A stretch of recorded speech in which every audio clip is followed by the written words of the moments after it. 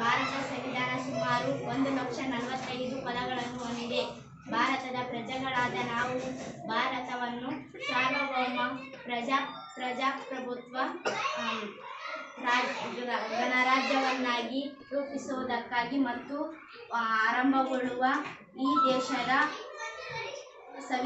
ಸಂವಿಧಾನದ ಪೀಠಿಕೆ ಈ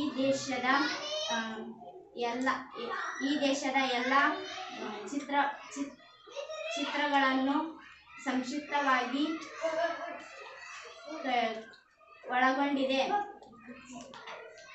ಇಂದು ನವೆಂಬರ್ 26ರಂದು 1950 ಸಂವಿಧಾನ ದಿನ ಎಂದು ಜಾರಿಗೆ ಬಂದಿತ್ತು. ಸಂವಿಧಾನ ದಿನವನ್ನು ರಾಷ್ಟ್ರೀಯ ಕಾನೂನು ದಿನ ಎಂದು ಆಚರಿಸಲಾಗುತ್ತದೆ. Doctor B R. ಅಂಬೇಡ್ಕರ್ ಅವರನ್ನು ಸಂವಿಧಾನದ ಪಿತಾಮಹ ಎಂದು ಕರೆಯಲಾಗುತ್ತದೆ. ಇಷ್ಟು ಹೇಳಿ ನನ್ನ ಚಿಕ್ಕ ಭಾಷಣವನ್ನು ಮುಗಿಸುತ್ತೇನೆ.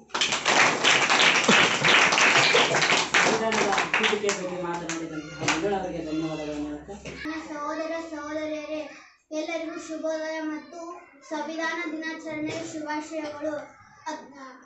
ನವೆಂಬರ್ 26ನೇ ಇಂದು ನವೆಂಬರ್ 26 ಈ ದಿನವನ್ನು ನಾವು ಸಂವಿಧಾನದ ದಿನ ಎಂದು ಆಚರಿಸುತ್ತೇವೆ ಮತ್ತು ರಾಷ್ಟ್ರೀಯ ಕಾನೂನು ದಿನ ಅಥವಾ ನ್ಯಾಷನಲ್ ಲಾ ಡೇ ಎಂತಲೂ ಈ ದಿನವನ್ನು ಕರೆಯುತ್ತಾರೆ.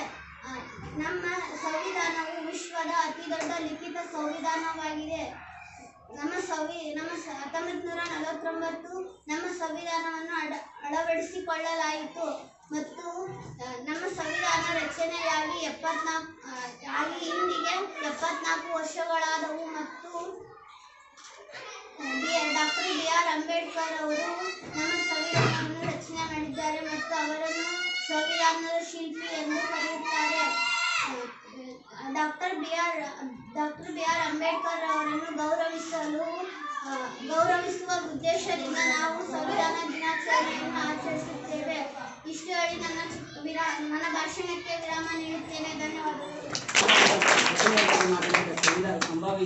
ಸಂಭವಿಗೆ ಧನ್ಯವಾದಗಳನ್ನು ಹೇಳುತ್ತಾ ನಂತರ 7ನೇ ತರಗತಿಯ ಭರತ್ ಒಂದು ಸಂವಿಧಾನದ ಸಭೆಯಲ್ಲಿರುವ ಎಲ್ಲರಿಗೂ ಶುಭೋದಯ ಹಾಗೂ ಸಂವಿಧಾನ ದಿನಾಚರಣೆಯ ಶುಭಾಶಯಗಳು.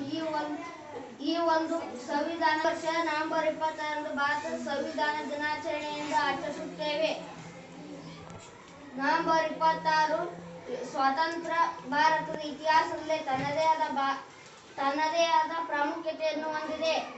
ಏಕೆಂದರೆ 1949 ಈ ದಿನವು ಸಂವಿಧಾನ ದಿನ ಎಂದು ಅಂಗೀಕರಿಸಲಾಯಿತು. ಇದು ಹೊಸ ಯುಗದ ಉದಯವನ್ನು ಗುರುತಿಸುತ್ತದೆ. ನವೆಂಬರ್ 26ರಂದು ಸಂವಿಧಾನ ದಿನ ಎಂದು ಆಚರಿಸಲಾಗುತ್ತದೆ. ಜನವರಿ 26, 1950ರಂದು ಭಾರತ ಗಣರಾಜ್ಯೋತ್ಸವವನ್ನು ಆಚರಿಸುತ್ತೇವೆ. ಇಷ್ಟು ಹೇಳಿ ನನ್ನ ಚಿಕ್ಕ ಭಾಷೆಯನ್ನು ಮುಗಿಸುತ್ತೇನೆ.